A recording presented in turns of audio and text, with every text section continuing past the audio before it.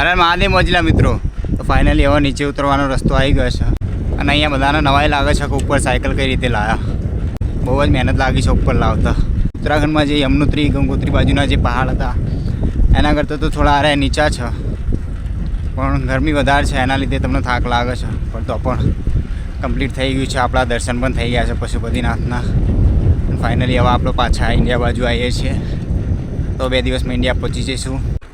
આવો રસ્તો છે જો, હજી છેક નીચે જવાનું છે.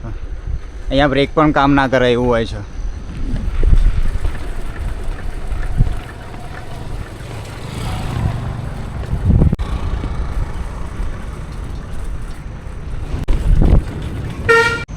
હજી જે સામે રસ્તો છે ત્યાં જવાનું છે.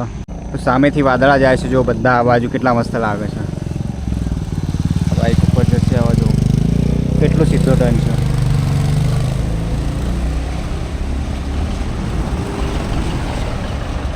અમુક વાર તો હું પણ વિચાર કરું કે મેં કઈ રીતે આ કર્યું, આટલા ઉપર ચડીને આવ્યો. આમ પાછળ જોઈએ તો એમ થાય થઈ જ ના શકે, પણ તો પણ મહાદેવની કૃપા હોય એટલે થઈ જાય. તમે સપોર્ટ કરો છો એના માટે બહુ જ આભાર. આગળ પણ સપોર્ટ કરતા રહેજો. હર હર મહાદેવ, જય શ્રી કૃષ્ણ, આવજો.